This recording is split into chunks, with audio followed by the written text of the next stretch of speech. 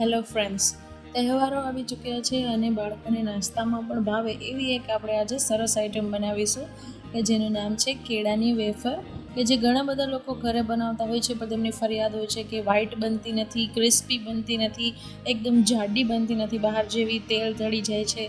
તો આજનો અમારો વિડીયો ટિપ્સ સાથે છે કે તે તમે જુઓ અને જરૂરથી ઘરે ટ્રાય કરો તો ખૂબ જ મજા આવશે. આજે આપણે બનાવશું કેળાની વેફર. મેં 2 ડઝન કાચા કેળા લીધા છે. સૌપ્રથમ આપણે સરસ પાણીમાં તેને ધોઈ નાખીશું. ત્યારબાદ એક બાઉલમાં બરફને એડ કરી તેની છાલ ઉતારી કેળાની બધા જ કેળાને આ બરફવાળા એકદમ ઠંડા પાણીમાં રાખીશું. આ એક સ્પેશિયલ સિક્રેટ છે કે જે હું તમારી સાથે શેર કરું છું. અને આ ઠંડા કેળાને સીધા આપણે હાઈ ફ્લેમ ઉપર એકદમ ગરમ તેલમાં આપણે સીધી જ વેફર પાડીશું. જુઓ, આ રીતથી તમે આખા કેળાની પણ પાડી શકો છો, અને જો તમે ઊભું કેળું રાખશો તો તેના રાઉન્ડ સર્કલ પડશે. એ પણ બંને પ્રકારે તમે વેફર બનાવી શકો છો.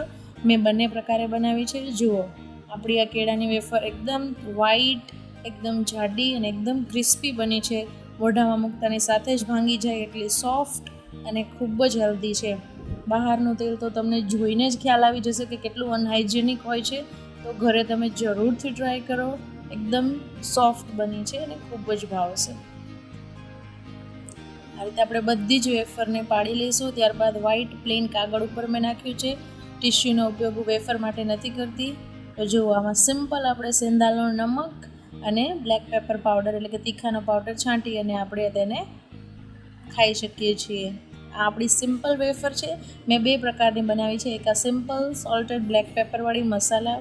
હવે આપણે બનાવશું. મસાલા માટે અડધી ચમચી મીઠું, અડધી ચમચી જીરું અને કશ્મીરી મરચું પાવડરને મિક્સ કરી ત્યારબાદ આપણે અલગ બાઉલમાં આ વેફર ઉપર આપણે તેને સ્પ્રિંકલ કરી દઈશું. જુઓ, આપણી મસાલા વેફર રેડી છે.